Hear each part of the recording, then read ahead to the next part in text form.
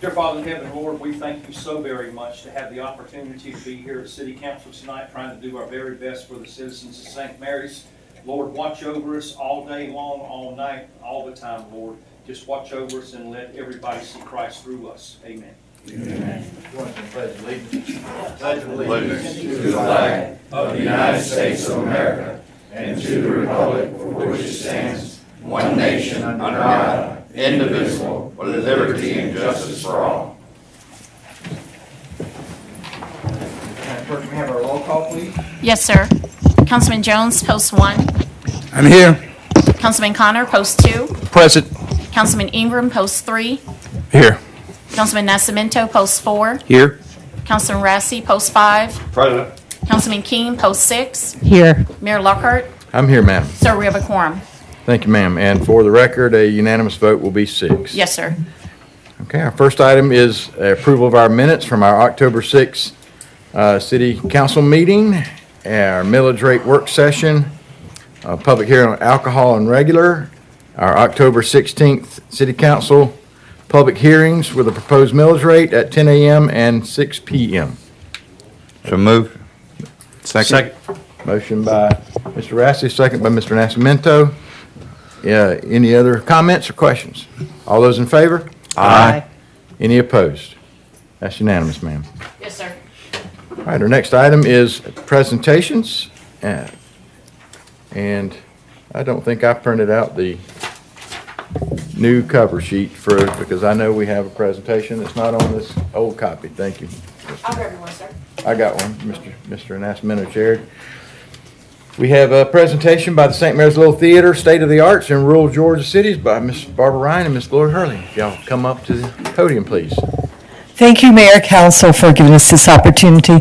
I apologize for my attire. You know, I'm not usually dressed like this, but I just came from a 7-hour drive from camping in North Carolina. So this is camping, Barbara. Thank you. I am Barbara Ryan Harris. I'm founder of St. Mary's Little Theater. And 15 years ago, when I founded St. Mary's Little Theater, we were the only community theater in Camden County, and over the years have entertained nearly 60,000 people from all around coastal Georgia, Northeast Florida, and many points beyond.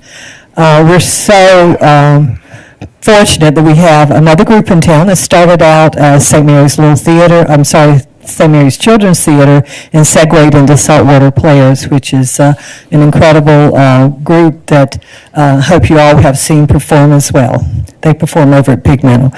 Anyway, we began our career in performing arts with the ambitious Broadway play called Man of La Mancha, and over the years have produced numerous Broadway plays as well as annual homegrown original plays that speak to the heart of our community. As a 501c3 nonprofit organization, over the years we have sustained an enviable pace of delivering high-quality productions to our community, focusing on diversity and giving people opportunities that would otherwise not be available to them, often involving several generations of families in the same show. Last year, we gave council handouts that detailed the benefits of performing arts for our community and how performing arts enhance our city economically while fostering creativity, building social connections, promoting cultural understanding, and helping preserve our history and traditions. So we will not spend time tonight re-educating you on those notes because we'll go into our presentation assuming you absorbed all that information and already fully understand the importance of performing arts for our community. The purpose of our presentation tonight is to show you what our cities, our size and smaller, across Georgia are doing to keep arts alive for their residents and visitors. It's been said it takes a village. Well, we know it takes a city, and it's up to you, our elected city leaders, to keep arts alive. So to put you in the know tonight, here's our current chair of St. Mary's Little Theater and Camden County educator, Gloria Hurley. Thank you. Thank you, Barbara. Good evening, Mayor and Councilman, and I appreciate you taking the time to listen.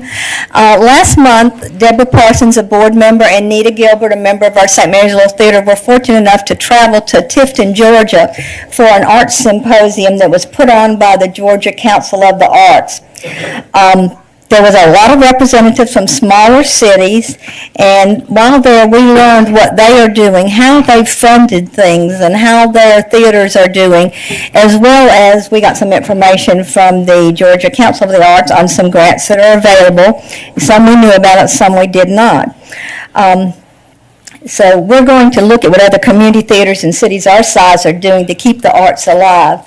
Most of you know St. Mary's Little Theater recently lost our home of the last 15 years due to a pending sale of the downtown building, Theater by the Tracks, that ultimately did not take place after we had spent countless hours and significant expenses to move and store our belongings.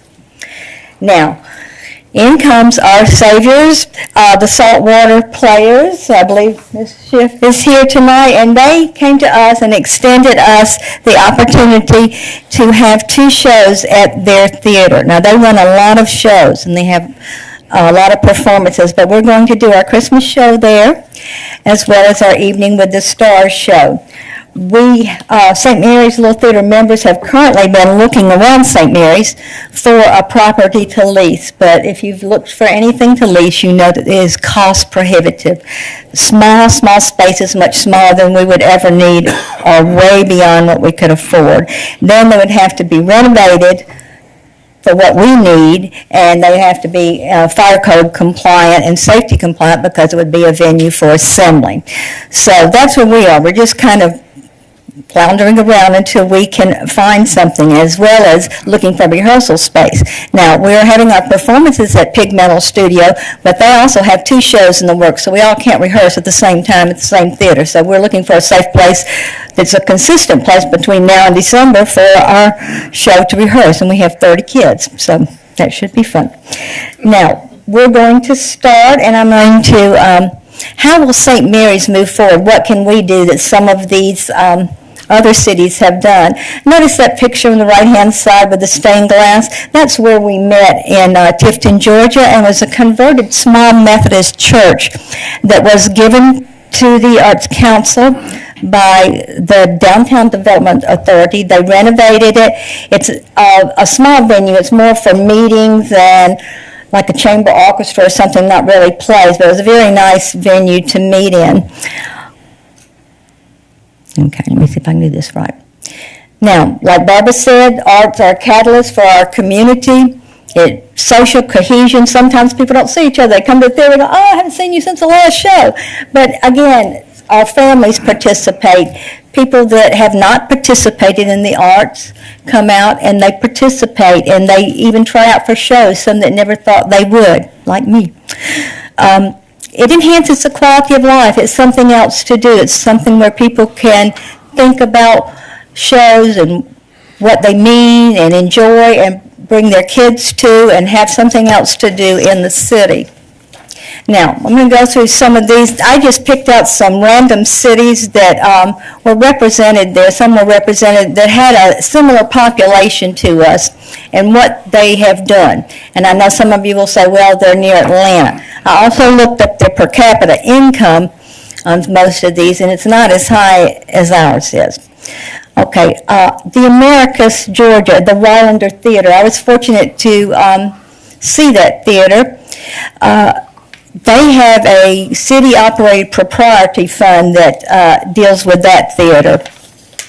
That was a takeover in 1949. The city acquired it, and they spent $4.8 million renovating it. It's very large. It seats 650 people. Now, the city didn't give them that much. They got grants, and you'll hear me say the Fox Theater grant. Fox Theater has a really big grant, Fox Theater in Atlanta, to help theaters renovate and rehab, and particularly historic buildings, as this was. But they raise city funds and private donations. And I looked up all their budgets. And their 2024 budget has allocated $350,000. They do use hotel and motel tax 2%, and all included, their line item in the budget was $489,838 for 24. Okay. Next theater is a little bit closer to us, Brunswick, Georgia. Their funding type, this is a historic building as well. They have received SPLOST dollars to update, replace their roof, and upgrade the sound and lighting equipment, and the accessibility and safety, and install more bathrooms. And pretty much that's what you see in these historic buildings. You've got to be able to comply with the current safety and ADA compliance codes as well as the fire code. And so that takes a lot of renovation, but they make beautiful, beautiful theaters. They had a Fox Theater grant, and the Golden Isles Arts and Humanities manages the mix of capital and operating expenses there. The city rents out the Brunswick Theater. They do 50 to 60 events per year, and they're not all theater events. They may be orchestras or dance performances. So most all of these buildings I saw have a rental policy where they do rent them out to other organizations to perform or meet. Fitzgerald, Georgia has the Grand Theater. It's a 1936 Art Deco, so another historic building. The city acquired it in 1978. They allocate over $200,000 annually to the Grand Theater and the Conference Center. It also has some separate museum funding within. And SPLOST allocated $550,000 for upgrades and equipment of the Grand Theater in Fitzgerald.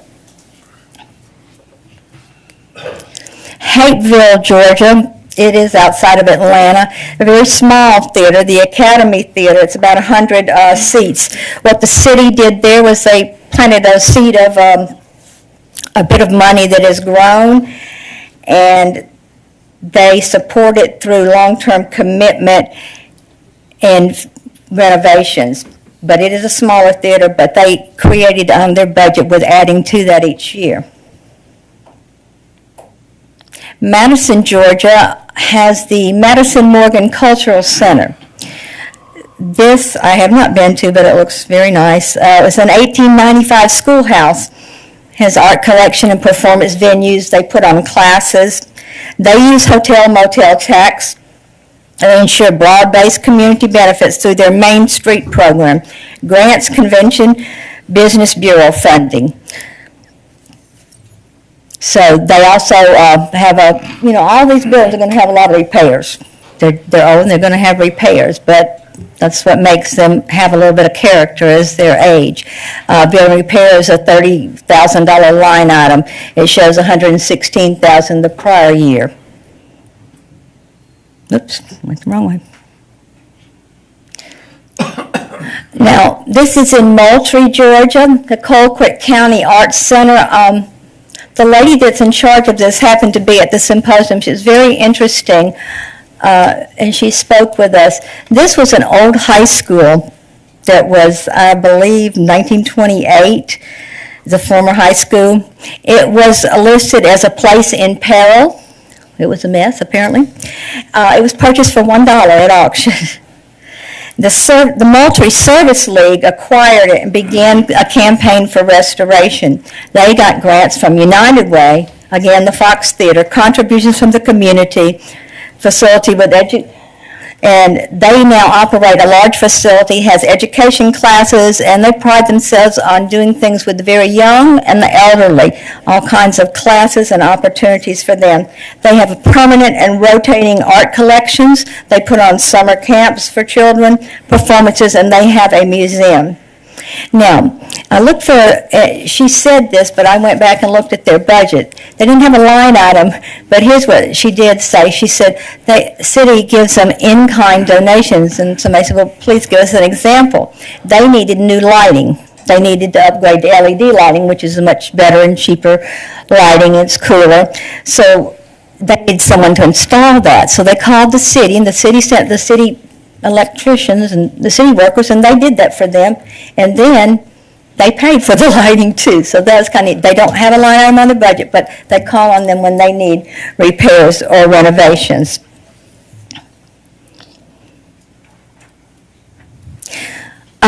This is the theater that we saw while we were in Tifton, and I had never been to downtown Tifton, and it's quite a vibrant little artsy place down there.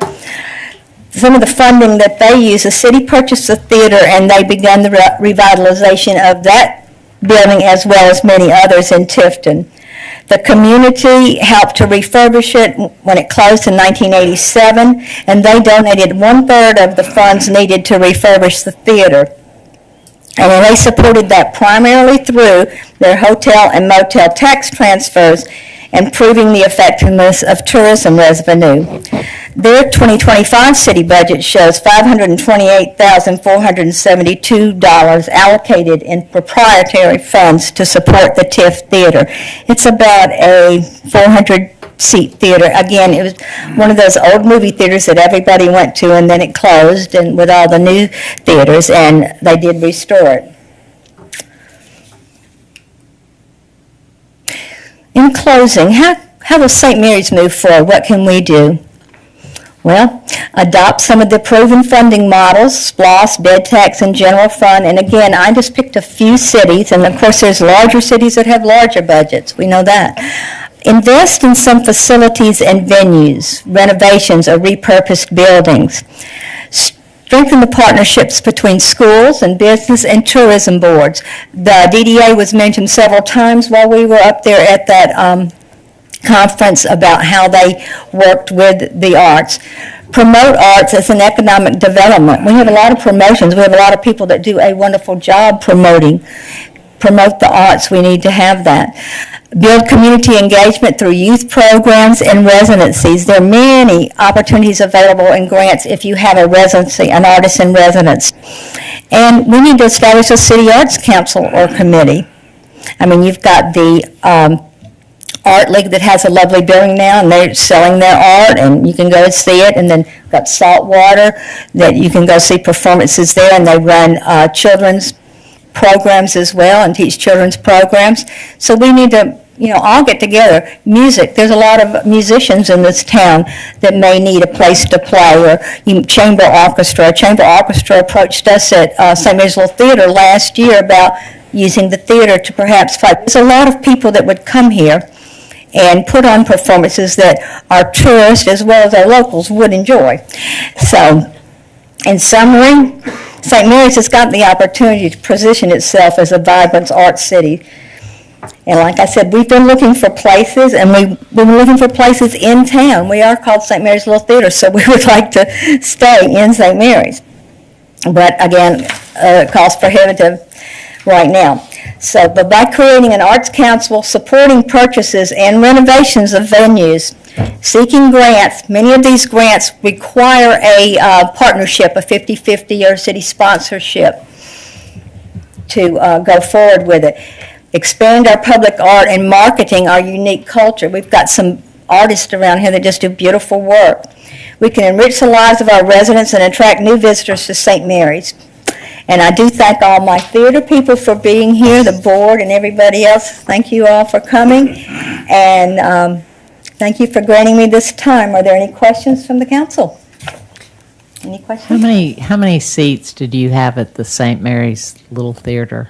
160. 160? 60. 160.